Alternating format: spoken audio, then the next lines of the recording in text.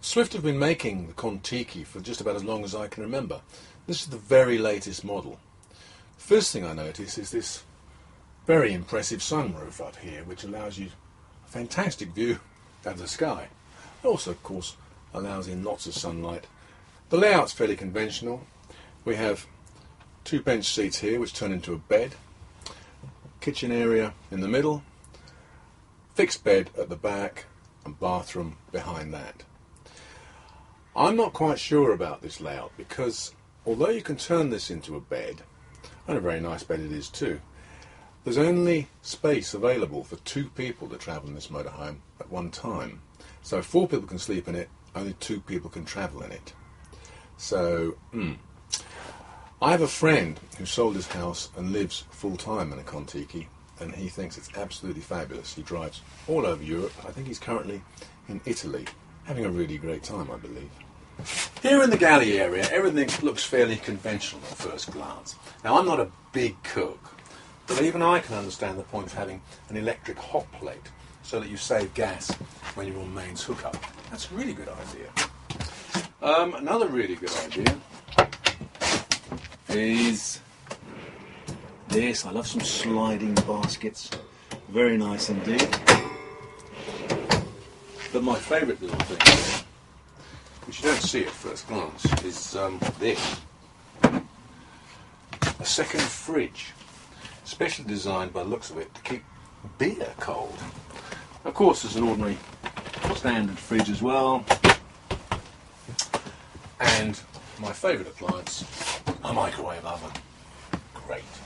Moving back a bit, we have the fixed bed, which I just think is great. I love a fixed bed because after a hard day's motorhoming, who wants to start pulling things about and spreading cushions around? It drives me insane. This is what I like.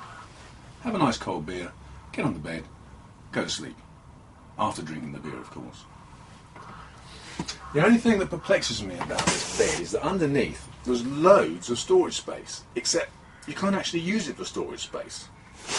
If I lift this up,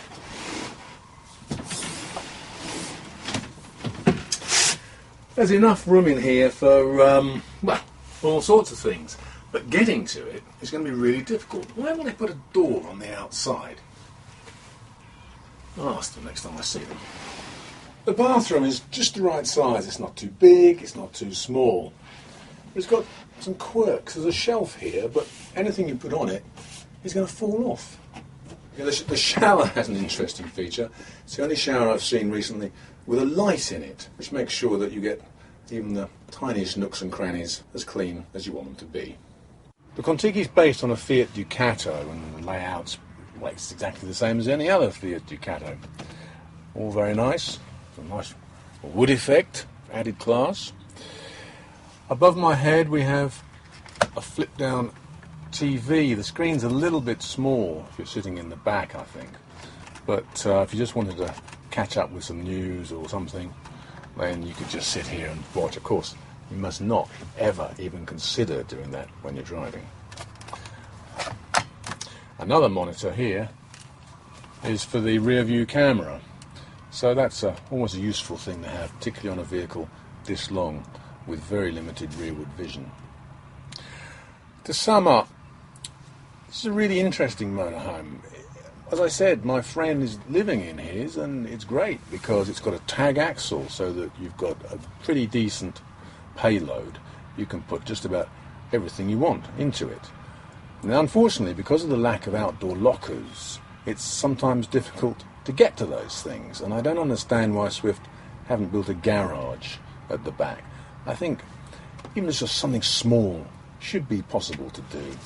For 2 people touring long distances for long periods of time, I think the Swift Kon-tiki is absolutely great. If you want all the comforts of home, it has a double bed, and most importantly of all, it has that extra fridge for the beer.